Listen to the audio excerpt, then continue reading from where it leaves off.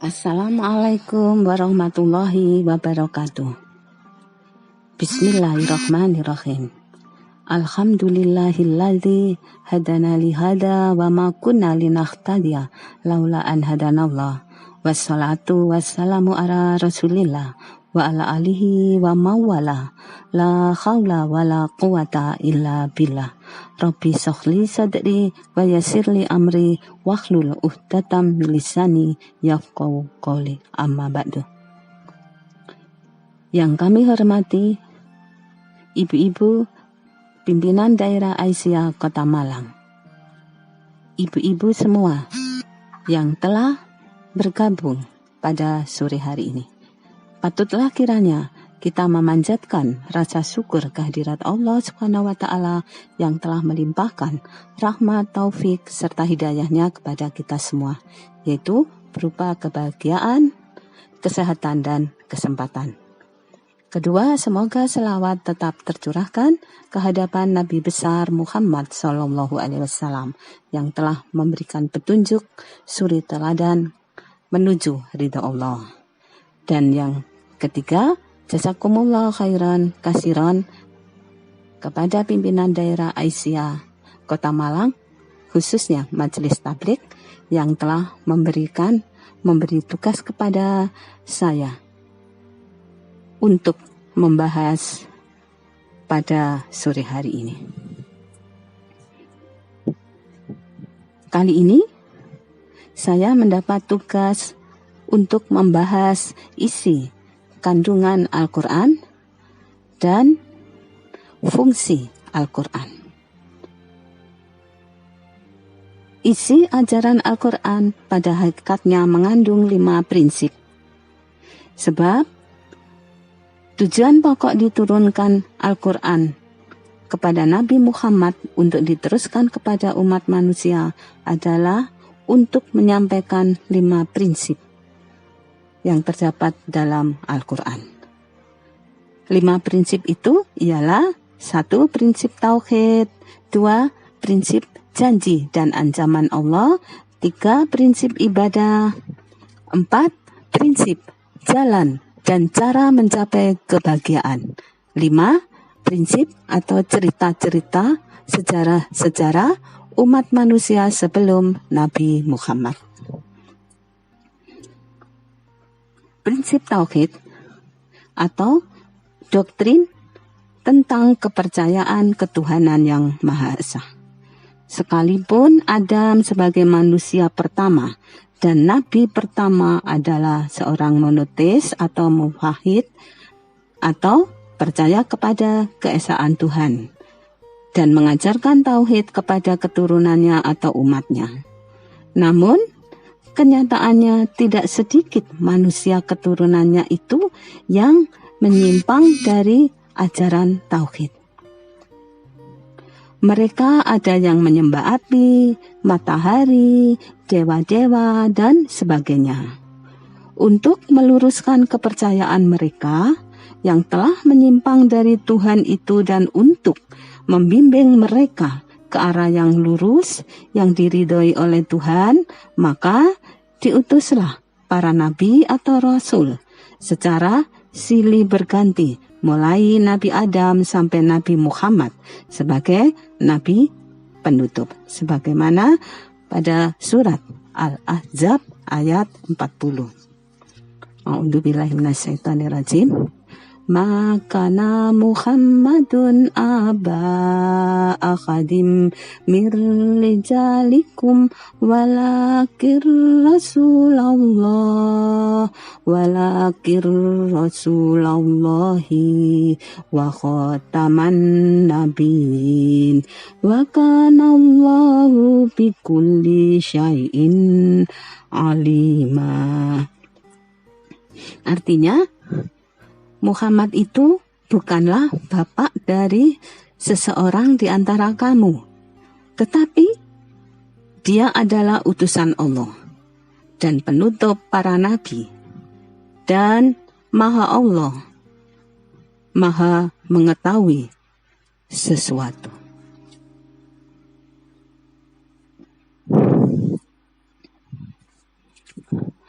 Sebelum kelahiran Nabi Muhammad atau pra-Islam, keadaan umat manusia pada umumnya telah menyimpang dari ajaran tauhid dan ajaran-ajaran lainnya dari para nabi dan rasul sebelumnya. Sekalipun sebagian mereka ada pula yang masih mengaku percaya kepada keesaan atau tauhid. Tetapi sebenarnya tauhidnya sudah tidak murni lagi, sebab Tuhan dianggap tidak tunggal sepenuhnya, melainkan ia terdiri dari beberapa oknum. Misalnya, doktrin Trimurti atau Trinitas dari agama Hindu dan Kristen. Prinsip kedua, janji dan ancaman Tuhan. Tuhan menjanjikan kepada setiap orang yang beriman dan selalu mengikuti semua petunjuk-Nya akan mendapatkan kebahagiaan hidupnya di dunia maupun di akhirat, dan akan dijadikan khalifah atau penguasa di muka bumi ini, sebagaimana tercantum pada surat An-Nur ayat 55. Sebaliknya, Tuhan mengancam kepada siapa saja yang ingkar kepada Tuhan dan memusuhi Nabi atau Rasul-Nya, serta melanggar perintah-perintah dan larangan-larangannya, akan mendapatkan kesengsaraan hidupnya, baik di dunia maupun di akhirat. Sebagaimana tercantum pada surat At-Taubah ayat 67-68. Prinsip ketiga, ibadah. Tujuan hidup manusia ini adalah beribadah kepada Tuhan, sebagaimana pada surat Az-Zariyat ayat 56. A'udzubillahi minasyaitonirrajim. Wa ma khalaqtul jinna wal insa illa liya'budun, yang artinya, aku tidak menciptakan jin dan manusia melainkan agar mereka beribadah kepadaku. Pengertian ibadah menurut Islam adalah cukup luas, sebab tidak hanya terbatas kepada sholat, puasa, haji, dan yang semacam itu, tetapi semua human activity yang dilakukan oleh manusia dengan motivasi atau niat yang baik, seperti untuk mencari kerelaan Allah, semuanya dipandang ibadah. Misalnya, seorang pelajar atau mahasiswa yang giat mempelajari bermacam-macam ilmu dan keterampilan dengan niat untuk mendharma baktikan semua ilmu dan skillnya nanti kepada umat bangsa dan negara, itu adalah ibadah. Ibadah bagi manusia adalah berfungsi sebagai manifestasi manusia bersyukur kepada Tuhan penciptanya atas segala nikmat karunia-Nya yang telah diberikan kepadanya, dan juga berfungsi sebagai realisasi dan konsekuensi manusia atas kepercayaannya terhadap Tuhan yang Maha Esa. Sebab tidaklah cukup manusia hanya beriman tanpa disertai dengan amal atau ibadah. Sebagaimana pula tidak cukup bagi manusia beramal atau berdedikasi tanpa dilandasi dengan iman. 4. Prinsip, jalan, dan cara mencapai kebahagiaan.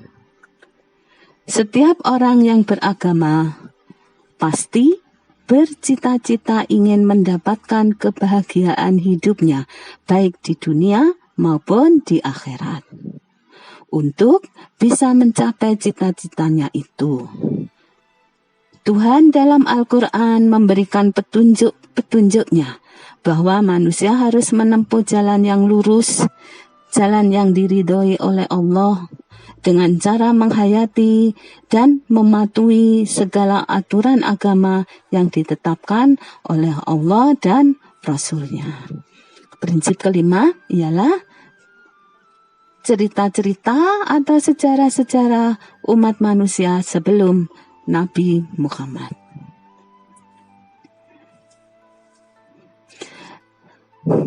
Di dalam Al-Quran terdapat cerita-cerita tentang para nabi atau rasul beserta umatnya masing-masing. Misalnya, cerita Nabi Nuh dengan umatnya, cerita Nabi Ibrahim dengan umatnya, cerita Nabi Musa dan Nabi Isa masing-masing dengan umatnya. Cerita-cerita tentang mereka itu diungkapkan kembali oleh Tuhan di dalam Al-Quran dengan maksud agar dijadikan pelajaran bagi manusia sekarang atau umat Muhammad tentang bagaimana nasib manusia taat kepada Tuhan dan bagaimana nasib manusia yang ingkar dan melawan Tuhan. Di samping itu, hal ihwal para nabi atau rasul beserta umat masing-masing diungkap kembali di dalam Al-Quran. Dimaksudkan sebagai hiburan bagi Nabi Muhammad dan umat Islam pada permulaan Islam atau para sahabat, agar Nabi dan sahabat-sahabatnya tetap berteguh hati, tidak berkecil hati dalam menghadapi segala macam hambatan dan tantangan di dalam menjalankan dakwah Islamiyah atau misinya. Sebab para nabi dan rasul sebelumnya juga mengalami hambatan-hambatan dan tantangan-tantangan yang sama, bahkan lebih daripada apa yang dialami oleh Nabi Muhammad beserta sahabat-sahabatnya. Bahkan Nabi dan sahabat-sahabatnya patut bersyukur kepada Tuhan karena misinya jauh lebih berhasil daripada misi yang dibawa para nabi dan rasul sebelumnya.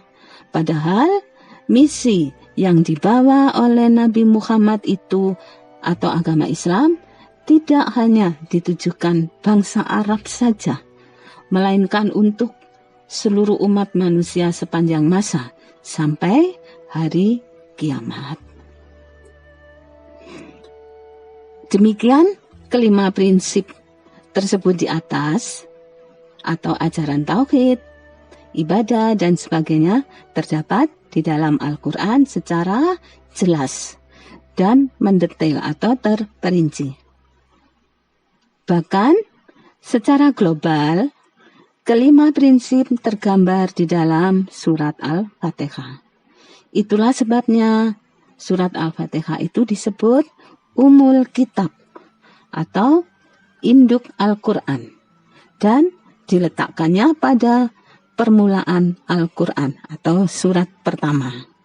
Karena surat Al-Fatihah merupakan preambul Al-Quran yang sudah tentu harus dapat memproyeksikan atau menggambarkan kelima pokok isi Quran secara global.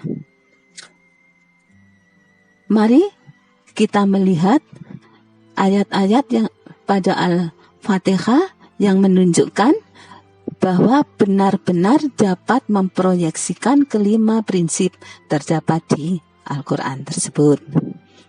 1. Ayat Tauhid. Ajaran Tauhid tergambar pada ayat kedua surat Al-Fatihah. Karena ayat ini mengandung pernyataan manusia bahwa Allah lah saja yang berhak menerima segala pujian dan syukur. Karena pada hakikatnya segala nikmat yang didapat oleh manusia sumbernya dari Tuhan pula. Kemudian ayat 6 memperjelas pengakuannya kepada ketuhanan yang Maha Esa. Karena ayat ini menyatakan bahwa hanya Tuhanlah yang disembah dan diminta pertolongan. 2. Janji ancaman Tuhan. Janji Tuhan tergambar dalam ayat 1 dan 2 pada surat Al-Fatihah karena Tuhan memerintahkan manusia untuk bertauhid atau berketuhanan yang Maha Esa.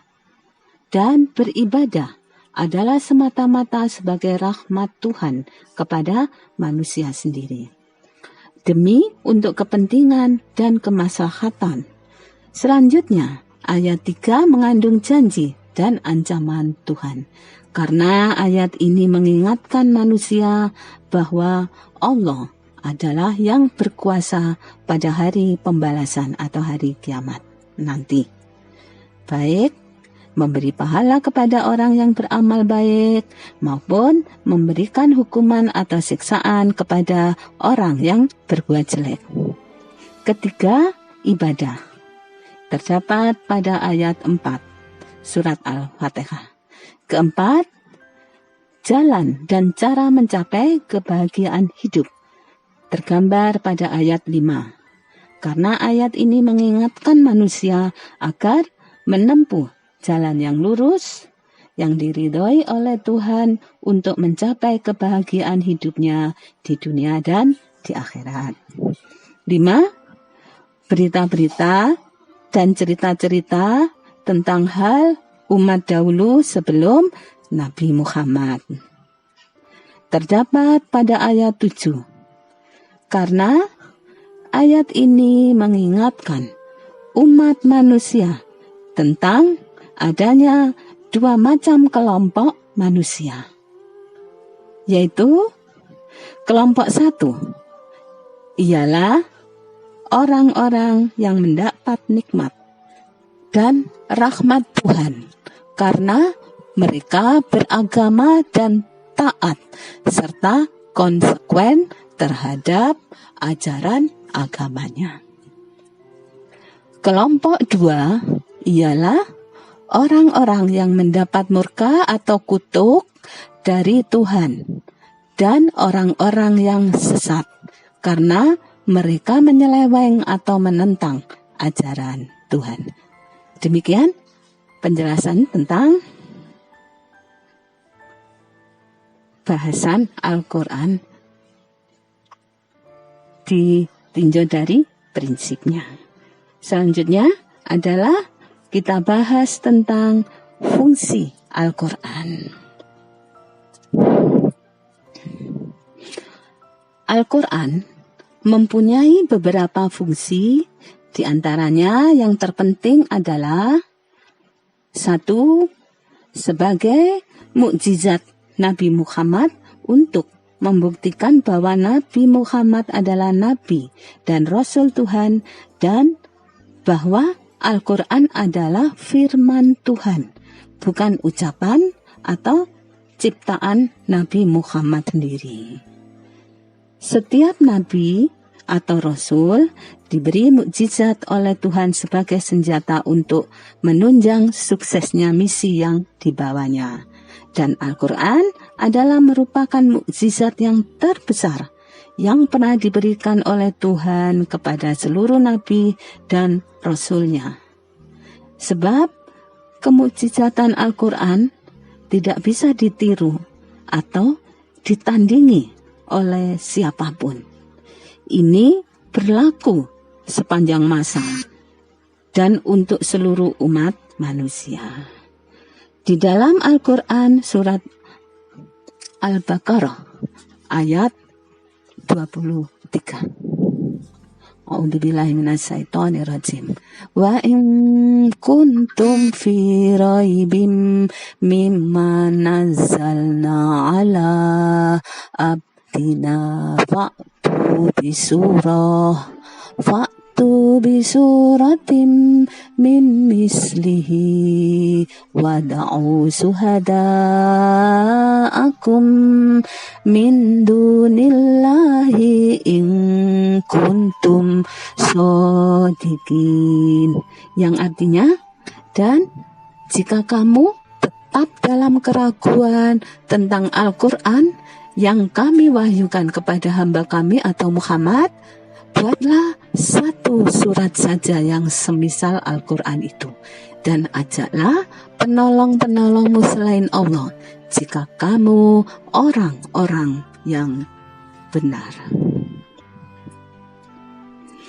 Tantangan dari Quran terhadap siapa saja yang masih meragukan kebenaran Al-Quran dan kebenaran Nabi Muhammad sebagai seorang utusan Allah. Dipersilakan mereka itu untuk membuat sebuah surat atau beberapa surat yang bisa menyerupai, menyamai, menandingi Al-Quran tentang keindahan, bahasa sastranya, kepadatan isinya, dan ketinggian ilmu-ilmu yang terdapat di dalamnya.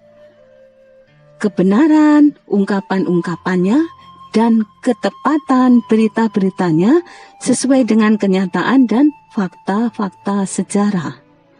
Dan demikian pula terpelihara aslinya sesuai dengan wahyu yang diterima Nabi tanpa ada perubahan sedikit pun. Walaupun satu kata, bahkan satu huruf pun tidak bertambah atau berlebih. Sebagai sumber,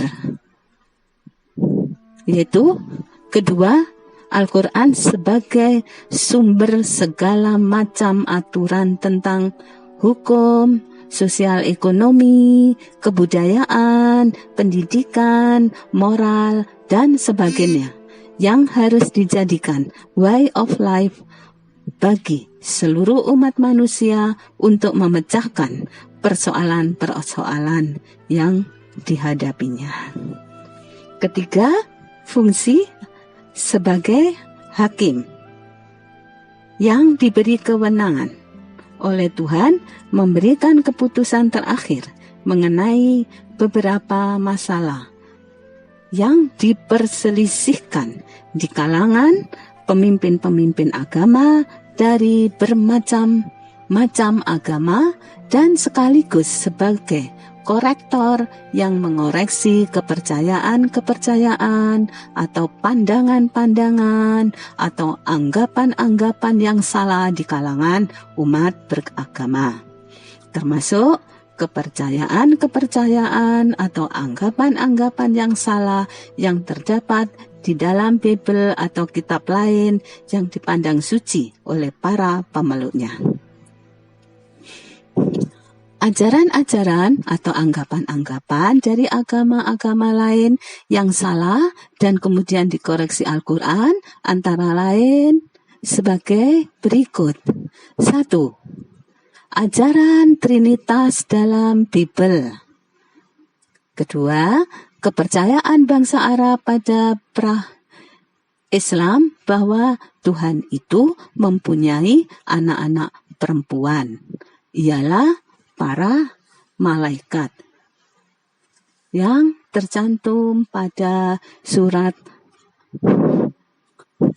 An-Najm ayat 27. Yang artinya, sesungguhnya orang-orang yang tiada beriman kepada kehidupan akhirat, mereka benar-benar menamakan malaikat itu dengan nama perempuan. Selanjutnya, sejumlah nabi dan rasul yang terhormat dan merupakan manusia-manusia pilihan Tuhan yang dijadikan suri toladan kepada umatnya, diungkapkan dalam Bible sebagai orang-orang yang melakukan perbuatan yang hina dan tercela. Misalnya, Nabi Ibrahim digambarkan sebagai pendusta atau pembohong. Nabi Lut diungkapkan sebagai seorang pernah berhubungan seks dengan putri-putrinya. Nabi Daud diceritakan sebagai seorang yang berbuat serong dengan istri Uria. Nabi Sulaiman digambarkan sebagai seorang yang pernah menyembah berhala untuk menyenangkan istri-istrinya. Menurut pandangan Islam, bahwa semua nabi atau rasul adalah maksum.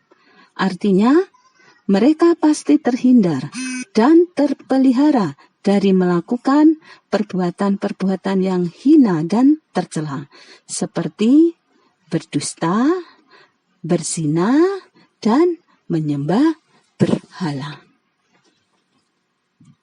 Yaitu sebagaimana pada surat An-Nahl ayat 64 dan 65.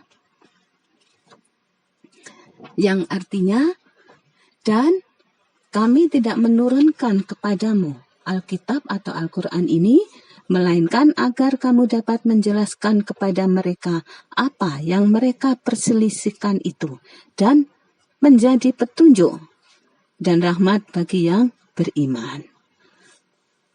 Arti yang 65, dan Allah menurunkan dari langit air hujan, dan dengan air itu dihidupkannya bumi sesudah matinya. Sesungguhnya pada yang demikian itu benar-benar tanda-tanda kebesaran Tuhan bagi orang-orang yang mendengarkan pelajaran. 4. Sebagai pengukuh atau penguat yang menguatkan kebenaran, adanya kitab-kitab suci yang benar diturunkan sebelum Al-Quran, dan kebenaran adanya para nabi dan rasul sebelum Nabi Muhammad. Hanya saja ajaran-ajaran dari nabi sebelum Nabi Muhammad beserta kitab-kitab sucinya sudah tidak orisinal lagi. Sebab itu tidak sedikit telah diubah oleh para pemimpinnya. Demikian pembahasan tentang isi kandungan Al-Quran dan fungsi Al-Quran. Kami sebagai pembahas pada sore hari ini mohon maaf sekali apabila banyak kesalahan, karena ini adalah kekurangan dari diri saya sendiri. Dan juga jazakumullah khairan kasiron kepada semua yang telah mendengarkan ini. Kami akhiri fatkul minal wal qarib. Wassalamualaikum warahmatullahi wabarakatuh.